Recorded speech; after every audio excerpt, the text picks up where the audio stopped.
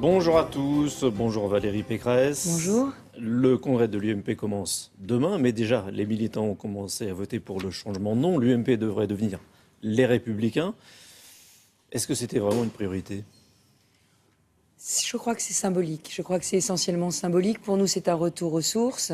Moi, le premier parti auquel j'ai adhéré dans ma vie s'appelait le Rassemblement pour la République. Et je crois que c'est important pour nous de mettre en avant les valeurs qui nous rassemblent. Et ces valeurs, ce sont les valeurs de la République. Mais il n'y avait pas des sujets plus importants, le chômage, la crise ? Oui, mais c'est important aussi de C'est savoir... pas un peu gadget de changer Non, de nom ? non, je crois que, bien évidemment, le changement de nom n'est pas tout. Il faut aussi changer les pratiques et l'éthique politique. Et il faut aussi avoir un projet pour la France. Mais quand même, c'est important de savoir à quelle valeur on se réfère et reprendre à notre compte la devise de la République et reprendre à notre compte un certain nombre de principes sur le respect de la loi, l'autorité, la liberté, la fraternité. Je pense que c'est important. Mais au fond, en France, tout le monde est un peu républicain. En quoi ça vous différencie des autres partis ? Pas forcément. Il y en a qui sont sans doute plus républicains que d'autres. Et en tout cas, c'est clairement le cas si on se réfère à l'ensemble des partis qui sont en lice. Et puis surtout, je crois que nous avons choisi cet emblème de la République parce que nous pensons qu'aujourd'hui, il faut la défendre. Moi, je suis très frappée de voir qu'il y a de nombreux territoires dans lesquels la loi de la République n'est pas respectée. J'ai d'ailleurs, cette semaine, déposé une proposition de loi sur la fraude dans les transports qui est emblématique de ce non-respect des lois, de ce laxisme généralisé qui fait qu'on perd aujourd'hui 500 millions d'euros de recettes à la SNCF, à la RATP. Et est-ce qu'on peut se passer aujourd'hui de 500 millions d'euros, alors que des lignes de train risquent d'être fermées, alors que aujourd'hui, les Franciliens vont prendre leur train, leur RER, qui sont bondés, qui sont vétustes, qui n'arrivent pas à l'heure. Est-ce qu'on peut se passer de ces 500 millions d'euros ? Est-ce que ces fraudeurs ne doivent pas être sanctionnés ? Donc c'est pour ça que j'ai proposé que les papiers d'identité soient désormais obligatoires quand on prend les transports en commun et qu'on puisse les demander à tous ceux qui voyageront sans billet pour que la loi de la République soit respectée. Là, vous êtes déjà sur votre campagne pour les régionales Non, en non, Ile-de-France. c'est une proposition de loi nationale, Monsieur Sicard, parce que la fraude, c'est autant sur le TGV, sur les TER que sur les RER.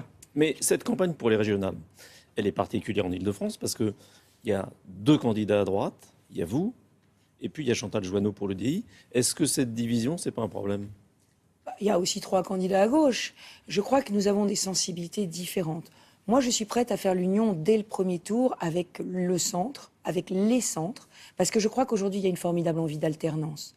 Nous avons un candidat socialiste qui est l'envoyé de François Hollande en Ile-de-France. Donc je crois que le sujet, c'est pour ou contre le gouvernement, mais aussi pour ou contre un autre projet régional. Le bilan de la gauche en Ile-de-France est calamiteux.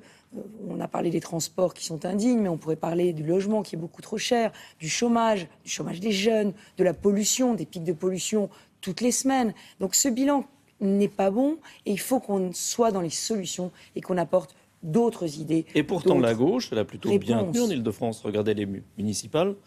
Paris a tenu à gauche. Ah mais il y a eu au municipal un vrai mouvement d'alternance en Ile-de-France. Parce que l'Ile-de-France, c'est pas que Paris. L'Ile-de-France, c'est effectivement Paris, mais c'est aussi Juvisy, La Île-et-Rose, Le Blanc-Ménil, Conflans-Sainte-Honorine, Palaiseau, toutes les villes, les 50 villes de plus de 5000 habitants qui ont choisi un autre maire parce qu'ils voulaient aussi une autre politique du logement, parce qu'ils voulaient casser les ghettos, parce qu'ils voulaient des villes plus belles et parce qu'ils pensaient que les nouvelles équipes de la droite et du centre pourraient porter un autre projet de ville où il ferait meilleur vivre. S'il n'y a pas d'accord au régional en Ile-de-France, est-ce que ça veut dire qu'il y aura d'accord nulle part en France ? C'est ce que l'UMP souhaite, c'est-à-dire que l'UMP souhaite une stratégie qui soit compréhensible. Nos électeurs ont aimé nous voir unis au municipal et au départemental. Ils souhaitent cette unité, ce rassemblement. Donc si on le fait effectivement en Ile-de-France, vraisemblablement, si on veut le faire en France, il faut le faire partout en France.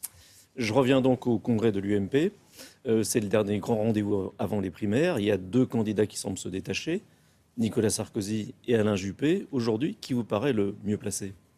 Mais c'est un petit peu tôt pour parler des primaires. Vous savez, on en est bien loin. Moi, ce qui me frappe, c'est surtout... C'est un peu tôt pour en parler, c'est pas un peu tôt pour y penser, parce que tout le monde y pense à l'UMP. Mais ils y pensent. Moi, vous savez, c'est 100% région. Moi, j'ai dit que je ne serais pas candidate à la primaire, je ne serais plus ministre. Aujourd'hui, je n'ai qu'un seul combat, parce que je pense qu'il faut être authentique et il faut creuser un sillon droit. Il faut que les électeurs sachent ce qu'on veut et où on va. Mais pour revenir à votre question, aujourd'hui, il y a une vraie ferveur dans la création du parti Les Républicains. Il y a une vraie ferveur et une vraie attente et un vrai espoir d'une autre politique. Je crois que Nicolas Sarkozy a eu le mérite, et ce n'est pas un petit mérite, de remettre tout le monde autour de la table et de rassembler la famille. Et évidemment, c'est un formidable atout pour s'engager dans ces batailles des régionales qui sont une étape clé avant la primaire et avant la présidentielle. Est-ce que le président du parti, ce n'est pas le candidat naturel pour l'Élysée? Non, parce que nous allons avoir une primaire, et on l'a vu au Parti socialiste, c'est pas Madame Aubry qui a été choisie pour porter les couleurs du Parti socialiste après la primaire socialiste. Il y aura une primaire et le meilleur candidat, celui qui portera les meilleures idées, émergera. D'ailleurs, dès la semaine prochaine, dès la fin du Congrès, il faudra se mettre à apporter des propositions sur la table. Déjà, sur les régions, nous en aurons, puisque les régions doivent servir de laboratoire de l'alternance. Arrêter la gabegie, arrêter le matraquage fiscal, mieux dépenser l'argent. Vous savez que j'ai proposé de déménager le siège de la région Île-de-France des hôtels particuliers du 7e arrondissement vers la Seine-Saint-Denis ou le Val-de-Marne pour faire des économies. Puis c'est symbolique. Mais j'ai aussi proposé une charte d'éthique pour des régions qui soient sobres et exemplaires. Exemplaires, c'est-à-dire qu'on gère différemment, qu'on arrête de donner des logements sociaux aux conseillers régionaux et à leurs familles, qu'on arrête de donner des emplois régionaux aux conseillers régionaux et à leurs familles. Donc qu'on essaye de se mettre dans une nouvelle éthique politique. Toutes ces propositions-là qu'on va faire sur les régions, je pense que c'est un peu le laboratoire des propositions que nous devons faire au niveau de la France. Merci. William. Merci beaucoup. Il y a quelques jours a eu lieu à Monaco le MEDPI. Vous ne connaissez pas. Alors c'est le marché européen des